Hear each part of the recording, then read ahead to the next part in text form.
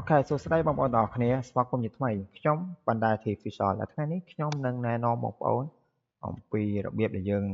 បង្កើតនៅ multiple bootable window អីគេទៅជា multiple bootable window ហ្នឹងអូខេបើយើងនិយាយទៅគឺវាជា flash boot window យើងធម្មតាទេឬក៏ USB boot window ដែលយើងប្រើសម្រាប់ boot window ណាតែគ្រាន់តែថា multiple boot window នេះវាមានន័យថា USB យើងហ្នឹងមួយយើងអាច store ទុកឬក៏អាចបង្កើតនៅ flash boot window ហ្នឹងអាច store ទុកនៅលើ USB តែមួយហ្នឹងបានច្រើនដល់ពេលដែលយើងចូលទៅ boot window វានឹងមានជម្រើសឲ្យយើងយើងចង់ boot window ឲ្យគេឧទាហរណ៍ដូចជាយើងដាក់ Windows 7, 8, 10 ឬក៏ Windows 11អីចឹងទៅហើយយើងចង់ boot window មួយណាយើង select យក window មួយហ្នឹងអាហ្នឹងគឺជារបៀបដែលខ្ញុំនឹងបង្ហាញបងប្អូននៅក្នុងពេលបន្តិចទៀតនេះហ្នឹងហើយអញ្ចឹង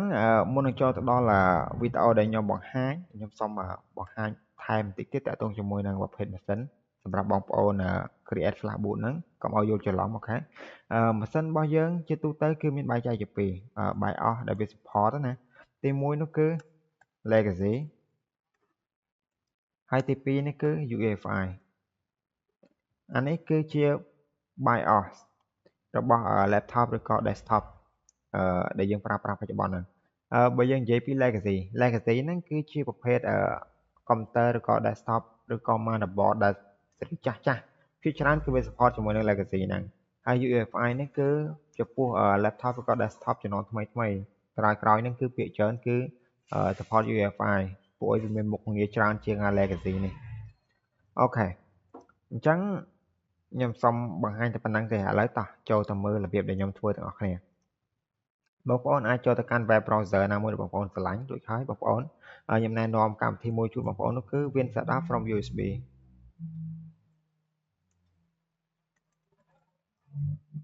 អូខេបងប្អូនវាយតែ WinSetup from USB download ចឹងមកហើយបងប្អូនចូលមក download វាមកយើងអាច download វាបានច្រើនតាមណាក៏បានដែរ website ដែលបងប្អូនស្រឡាញ់ឧទាហរណ៍ខ្ញុំដើរតាមSoft Onyx នេះមកអូខេចឹងខ្ញុំចុចយក free download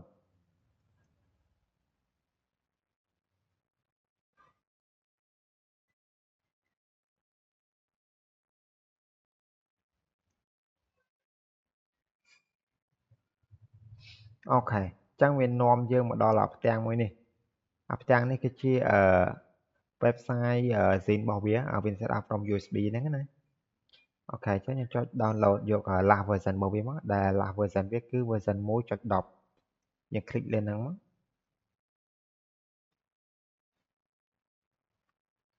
អូខេរួចហើយយើងចុចយកពាក្យ download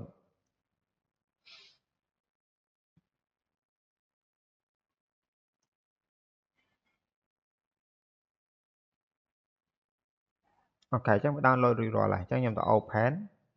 file ដែលខ្ញុំបានដាក់វានេះហើយយើងបានដាក់វានៅលើ desktop ចឹងពេល download មកវាចូលទៅក្នុង desktop នេះអូខេបងប្អូនបន្ទាប់ពីយើងទទួលបាន file ដែលយើង download រួចហើយយើង double click លើវាហើយយើងចុច yes ពេលនោះវានឹងលោតចេញផ្ទាំងបែបនេះផ្ទាំងនេះគឺមានន័យថាវាជាវា extract file វា file នេះគឺជា file 7zip ណាចឹងពេលយើង double click ទៅវានឹង extract ហើយបងប្អូនកុំឆ្ងល់មិនបាច់ខ្វល់មិនបាច់ខ្វាយពីរឿងទីតាំងនេះទេមានន័យថាfile ដើមវានៅណាពេលវា extract មកវាចេញនៅនឹងដូចគ្នាចឹងយើង extract វាមកអូខេចឹងវានឹងចេញfolder មួយមានឈ្មោះថា WinSetup from USB 1.10 អីចឹងទៅអូខេបន្តមកទៀតពេលដែលយើងចុចចូលទៅក្នុង folder ហ្នឹងវាមាន file 2ដែលយើងចាំបាច់ក្នុងការប្រើណាទី1គឺ WinSetup from USB version 1.10.exe មួយទៀត WinSetup from USB 1.10 x64 កន្លែងនេះគឺចង់បញ្ជាក់បងប្អូនថាបើសិនជាយើងប្រើជាមួយនឹងម៉ាស៊ីន32 bit យើងប្រើឥឡូវនេះបើសិនយើងប្រើជាមួយនឹង operating system 64 bit អូខេយើងប្រើនេះជាក់ស្ដែងម៉ាស៊ីនខ្ញុំគឺ run ជាមួយនឹង Windows 10 64 bit អញ្ចឹងខ្ញុំ double click នៅលើ64 bit នេះអូខេតាមទៀតវាចេញផ្ទាំងបែបហ្នឹងបងប្អូនហ្នឹងហើយអានេះគឺជាកន្លែងនៅ Visual Drive ដូចខ្ញុំអញ្ចឹងខ្ញុំកំពុងតែដោត flash តាម 2G របស់ខ្ញុំមួយគ្រាប់នៅក្នុងហ្នឹងណាក្នុងម៉ាស៊ីនរបស់ខ្ញុំ transcan នេះខ្ញុំអាចបង្ហាញបាននេះ flash ខ្ញុំឈ្មោះថា vd try f អញ្ចឹងទៅអញ្ចឹងអានេះវានឹងចាប់ try f ហើយឈ្មោះ flash របស់យើងនៅទំហំ flash របស់យើងបានជី អូខេកន្លែងនេះយើងអាចមើលបានtotal flash របស់យើងមានទំហំប្រហែល 28.4G អូខេនេះអានេះគឺទំហំដែលនៅសល់មានន័យថា flash នេះគឺរទេស្អាតហើយដោយសារខ្ញុំកំតែ format វាដែរទេអូខេអញ្ចឹងដើម្បីចូលទៅធ្វើ multiple boot window ហ្នឹងជាដំបូងគឺយើង take យក auto format នេះរួចមកទៀតគឺកន្លែងនេះគឺជាកន្លែងសំខាន់ណាស់ដែលយើងត្រូវជ្រើសរើសទីមួយគឺ FAT 32 FAT 32ហ្នឹងសម្រាប់បងប្អូនដែលចង់ create flash boot បែប UEFI នេះខ្ញុំ save ហ្មងទៅស្មើជាមួយនឹង FAT 32អូខេហើយមួយទៀតនោះគឺ NTFS NTFS នេះសម្រាប់តែបងប្អូនដែលចង់ create flash boot support ជាមួយ legacy ចឹងបងប្អូនចំណាំតែពីរនឹងបានហើយទីមួយគឺ NTFS support legacy FAT 32ស្មើជាមួយនឹង UEFI អូខេហើយមួយទៀតឧទាហរណ៍ថាបងប្អូនចង់ boot នៅម៉ាស៊ីនខ្លួនឯងផ្ទាល់ហ្នឹងណាបងប្អូនអាចចូលមកឆែកមើលម៉ាស៊ីនខ្លួនឯងទៅយើងវាយពាក្យថា system information នេះចុចលើវាមកវានឹងបង្ហាញហើយយើងត្រូវរកមើលពាក្យថា BIOS mode នេះ BIOS mode អញ្ចឹងអានេះ BIOS mode របស់ខ្ញុំគឺ legacy អញ្ចឹងយើងថេចយក legacy នេះមក NTFS អូខេបន្តមកទៀតខ្ញុំចុច go អានេះគឺវាបញ្ជាក់ប្រាប់យើងថាទិន្នន័យឬក៏ file របស់យើងដែល store ទុកនៅលើ flash របស់យើងដែលយើងកំពុងតែ format ហ្នឹងគឺនឹងលុបចោលទាំងអស់អញ្ចឹងខ្ញុំ yes ចុច yes ទៀតអូខេអញ្ចឹងវានឹងទៅ format flash របស់យើងបាញ់នេះអា 32G ហ្នឹងដើម្បីត្រៀមនៅក្នុងការដែលយើង create flash boot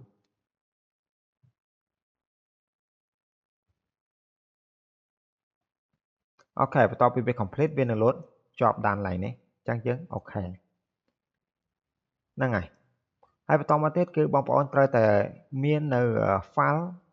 ISO window អូខេខ្ញុំអាចឧទាហរណ៍ឲ្យបាន file ISO window ទូទៅយើងអាច search បានណាwindow អីគេdownload នេះយើង download ចេញពី website របស់ Microsoft តែហ្មងទៅបងប្អូនអាច download បានដោយខ្លួនឯងអូខេអញ្ចឹងកន្លែងនេះខ្ញុំអត់បង្ហាញទេដោយសារតែខ្ញុំមាន file Windows ស្រាប់រួចទៅហើយWindows ISO ហ្នឹងអញ្ចឹងបើសិនជាករណីបងប្អូនអត់ទាន់ចេះ download Windows 10 ឬក៏ Windows 11ចេញពី Microsoft Software នេះទេគឺអាច comment នៅខាងក្រោមបានខ្ញុំនឹងធ្វើវីដេអូថ្មីមួយទៀតបង្ហាញបងប្អូនពីរបៀបដែលយើង download file ទាំងអស់ហ្នឹងអូខេអញ្ចឹងដោយសារតែខ្ញុំមាន file Windows ស្រាប់ហើយអញ្ចឹងខ្ញុំសូមបិទវាអូខេអញ្ចឹង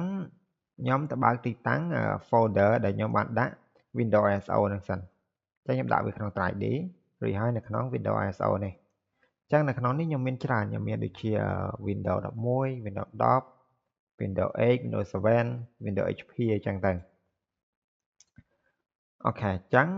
ដើម្បីដាក់ Windows គឺយើងត្រូវ touch មើលកន្លែងនេះកន្លែង1 2 3 4 5នេះគឺជាប្រភេទ file ដែលយើងត្រូវ touch ហើយទី1តើតើជាមួយ Windows ស៊េរីចាស់ដូចជា Windows ឆ្នាំ2000 Windows HP ឬក៏ Windows 2003ទី2នេះគឺតើតើជាមួយនឹង Windows Vista 7 8 10ឬក៏11អានេះគឺវា support ដល់ Windows 11ហើយសម្រាប់បងប្អូនដែល download version 1.10ហ្នឹងគឺអាច support ដល់ Windows 11តែបើបងប្អូន download version Chrome ហ្នឹងណាឧទាហរណ៍ដូចជា 1.8 1.9 អីវាអត់មានដល់ Windows 11ទេវា support តាមតែ Windows 10 ទេអញ្ចឹងខ្ញុំ recommend បងប្អូន download Windows from USB នេះ version ចុងក្រោយមកអូខេអញ្ចឹងខ្ញុំ touch មួយអញ្ចឹងឧទាហរណ៍ខ្ញុំចង់ដាក់ Windows 11មុនគេអូខេកន្លែងនេះពេលបងប្អូន touch កន្លែងនេះវានឹងប្រាប់ណាបើសិនជាយើង support ប្រើជាមួយ NTFS ដូចខ្ញុំមិញហ្នឹងដោយសារតែខ្ញុំឲ្យវា support ជាមួយ legacy ដើម្បី support ជាមួយម៉ាស៊ីនដែលខ្ញុំកំពុងតែប្រើនេះអូខេកន្លែងនេះវាប្រាប់យើងថាបើសិនជាយើងត្រូវការ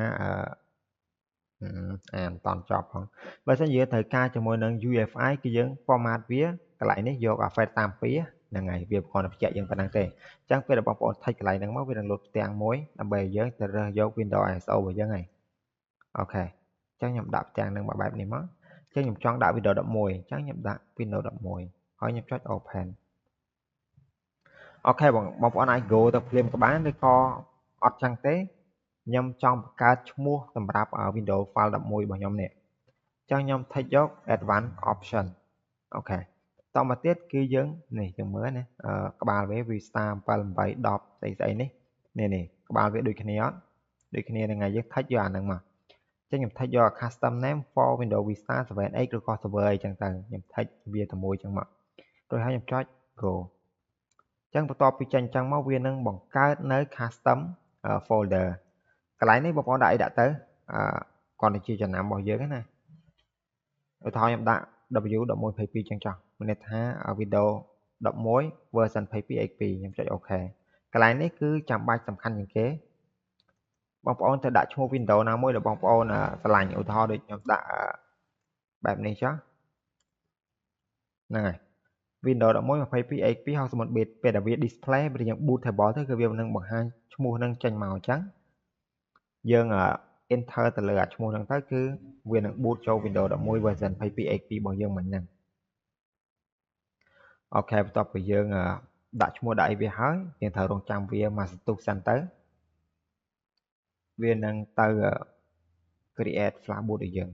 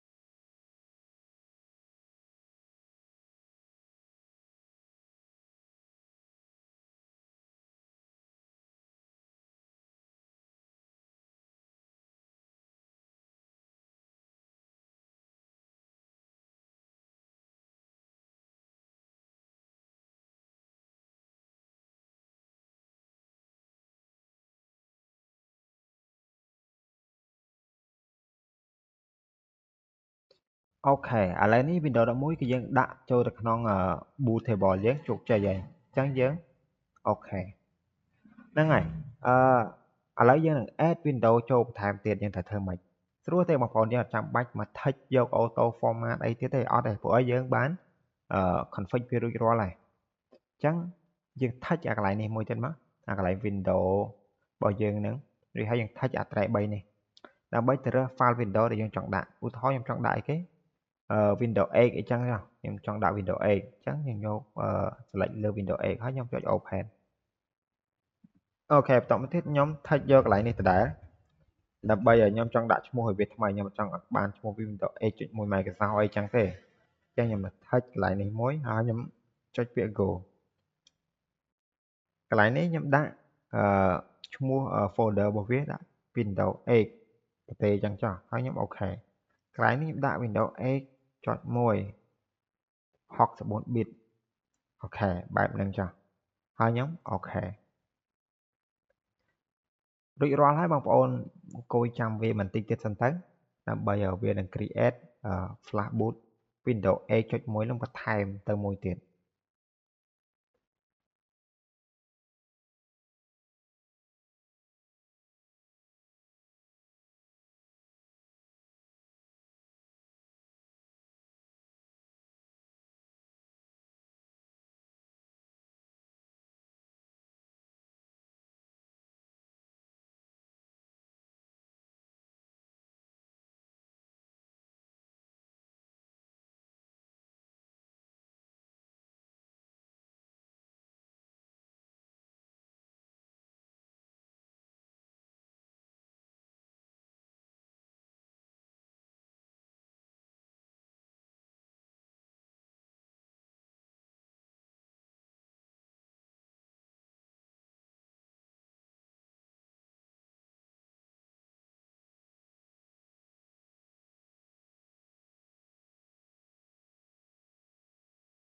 អូខេបងប្អូនឥឡូវនេះ Windows 8.1របស់យើងក៏បានដាក់បញ្ចូលរួចរាល់ដែរអញ្ចឹងខ្ញុំអាច click អូខេហ្នឹងហើយបើយើងចង់ដឹងថាយើងដាក់ហ្នឹងបានប្រមាណ window ហើយយើងអាចចូលមកកន្លែង test នេះបានយើង click លើវាមួយមកហើយយើងចុចពាក្យ go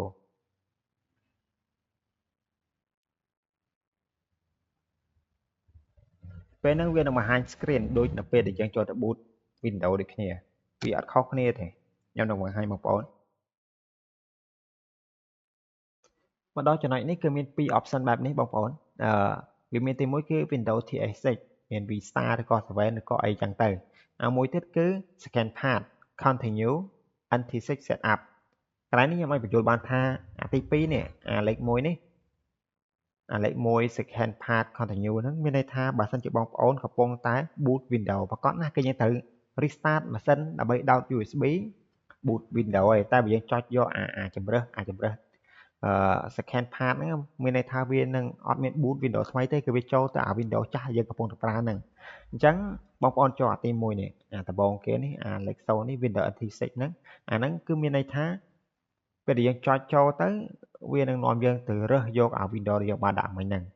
ឧទាហរណ៍ជាក់ស្ដែងខ្ញុំបានដាក់ពី Windows អញ្ចឹងវានឹងបង្ហាញឈ្មោះ Windows របស់ខ្ញុំគឺ Windows 11 22 XP 64 bit មួយទៀតគឺ Windows A.1 64 bit ហ្នឹងហើយយើងចង់ boot Windows មួយណាយើង enter នៅលើ Windows មួយហ្នឹងអញ្ចឹងវានឹងចូលទៅ boot Windows ហ្នឹងឲ្យបងប្អូនហើយអូខេអញ្ចឹងការ testing នេះចប់ហើយខ្ញុំបិទចោលបានអូខេបងប្អូនបើសិនជាបងប្អូនចង់ដាក់បន្ថែមនៅ Windows ប្រហែលទៀតក៏ស្រេចចិត្តបងប្អូនទៅសំខាន់ឲ្យតែflash USB របស់យើងហ្នឹងគឺមាន space គ្រប់គ្រាន់សម្រាប់ដាក់ Windows បន្ថែមទៀតសម្រាប់ខ្ញុំនៅក្នុងការ testing ឬក៏បង្ហាញបងប្អូននេះគឺខ្ញុំដាក់តែ2នឹងសិនទេអញ្ចឹងអរគុណច្រើនវីដេអូនេះមកដល់ទីបញ្ចប់ហើយ